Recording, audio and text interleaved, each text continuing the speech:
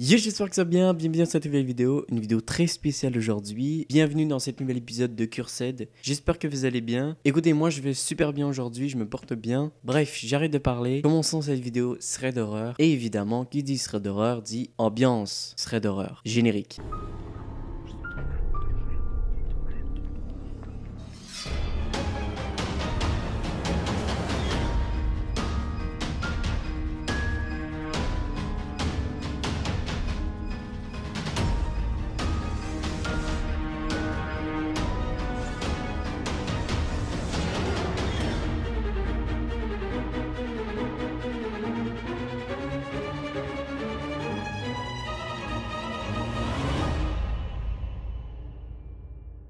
La personne qui nous raconte l'histoire aujourd'hui, c'est Laura. Et Laura nous dit que à ce moment-là, au moment du dernier confinement qui vient de passer, elle avait 16 ans. Elle était donc confinée avec ses parents. Elle nous précise aussi qu'elle était fille unique et qu'elle a un chien. C'est assez cute. Laura vit plus ou moins bien le confinement. C'est vrai qu'elle s'ennuie beaucoup comme pas mal de personnes et elle passe énormément de temps sur les réseaux sociaux comme TikTok ou Instagram. Un jour, elle reçoit une demande d'ajout, une demande d'amis sur Instagram d'un certain Thibaut. Wow. Laurie regarde son profil et elle accepte la demande. Puis on va pas se mentir, elle trouve Thibaut extrêmement beau. T'es beau gosse, Thibaut, t'es beau gosse. Je t'adore. Mouah. Thibaut commence donc à liker à son tour les photos de Laurie. Laurie fait pareil. Bon, voilà, on connaît tous ce petit jeu de liker les photos de l'autre et vice versa. Et après, vous allez discuter en DM. On connaît tous. Thibaut va donc envoyer un message privé à Laurie. Ils apprennent donc à faire connaissance. Tout va bien.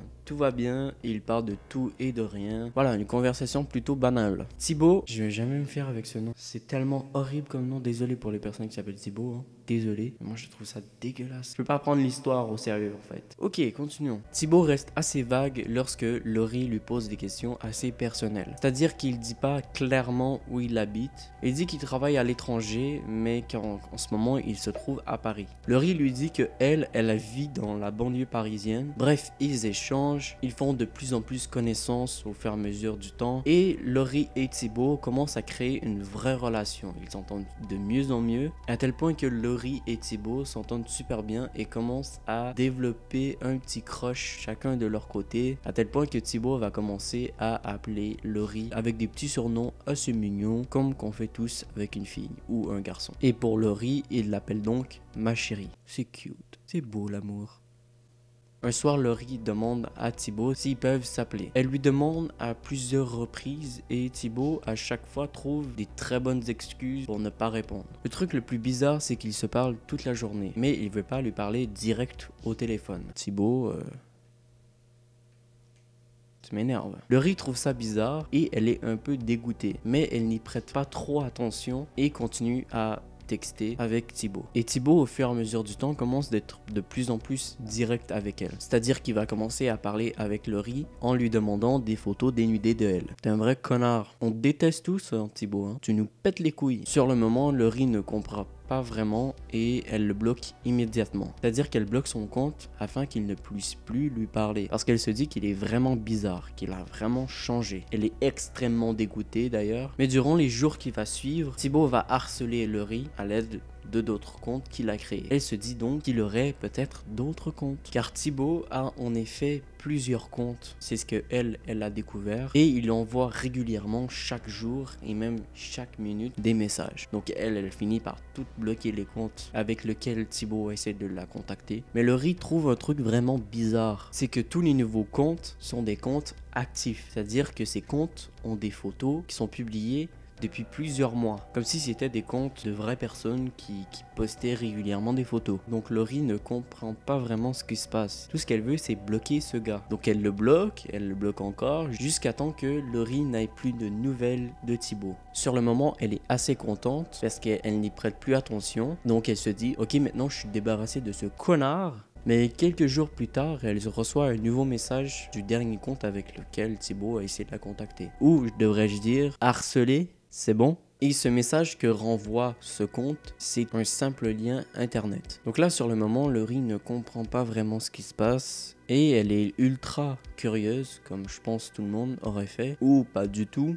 Elle a cliqué sur le lien et ce qui apparaît sur son écran, c'est une page blanche qui est vraiment écrit « Tu es devant une page blanche ». Wow. Donc elle décide tout simplement de fermer la page. Elle se dit c'est probablement une erreur, un bug. Donc elle comprend pas vraiment ce qui se passe. Elle ne prête pas vraiment attention. À ce moment-là de la journée, c'est la fin de la matinée. Donc Laurie va manger et à l'après-midi, elle avait donc un cours en visio. Donc elle suit ses cours. Puis elle finit par aller se coucher le soir en disant bonne nuit à ses parents. Eux, ils montent au premier étage puisque c'est là que se trouve leur chambre pour aller dormir et ils finissent par s'endormir. Laurie précise qu'elle ne comprend pas trop ce qui se passe avec son chien puisqu'il est tout simplement en train de gratter, de crier, d'aboyer et de faire des va-et-vient devant la fenêtre du salon, comme s'il y avait quelque chose ou quelqu'un. Elle ne comprend pas vraiment ce qu'il y a et elle finit donc par regarder par la fenêtre et elle ne voit personne. Donc elle se dit, il a dû voir un animal passer et Laurie va donc se coucher. Laurie s'endort avant de se faire réveiller en sursaut par un bruit de couinement de son chien, comme si son chien avait hurlé. Puis après ça, silence total. Laurie commence à vraiment avoir peur. Elle se lève immédiatement et allume le salon afin de voir ce qui se passe dans le salon. Et elle voit tout simplement son chien allongé, inerte, comme s'il ne respirait plus. Qui a fait ça? Pourquoi? Qu'est-ce qui vient de se passer? Laurie commence à comprendre et elle commence à hurler. Mais au moment où Laurie commence à hurler, un gant en cuir vient se loger devant sa bouche afin tout simplement qu'elle se taise. Ça veut dire qu'à ce moment-là, il y a quelqu'un derrière Laurie qui a fait du mal au chien et qui cherche à la faire taire afin de ne pas réveiller les parents. La personne se trouvant derrière Laurie s'approche de son oreille et chuchote « Tout va bien, Laurie ma chérie. » Ah, vas-y! Je l'avais dit, Thibaut c'est un fils de pute. Vas-y, ça m'énerve. Vas-y, ça me pète les couilles. J'ai des frissons, vas-y. Thibaut, t'es pas cool. Je t'aime pas, Thibaut. Laurie comprend tout de suite que c'est Thibaut qui se trouve derrière elle, mais elle est totalement terrorisée. Puisque rien qu'à la voix et à la silhouette de la personne, elle comprend tout de suite. Elle explique que c'est un homme d'une cinquantaine d'années minimum. Thibaut ne serait donc pas un adolescent de 16 ans, mais un homme de 50 ans. L'homme tente de prendre Laurie avec lui et de la sortir de la maison pour la kidnapper. Mais Laurie tente de se débattre avec ses pieds et réussit à mettre un coup de pied dans une commode dans le salon et elle arrive à faire tomber un vase qui se casse sur le carrelage. Et ça réveille immédiatement ses parents qui descendent le plus rapidement possible pour voir ce qui se passe. Et là, à ce moment-là, la personne qui était derrière Laurie lâche immédiatement Laurie et court vers la fenêtre du salon et s'enfuit.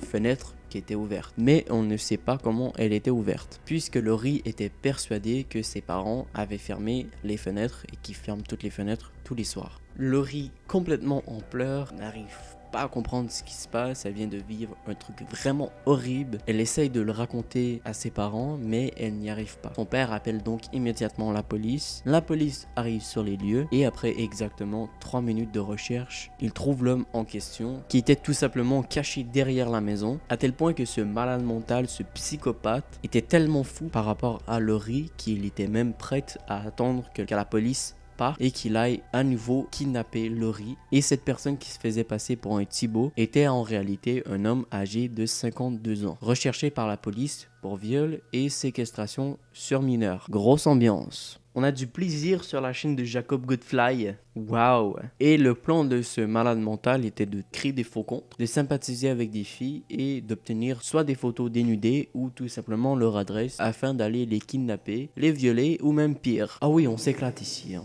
C'est du gros fun.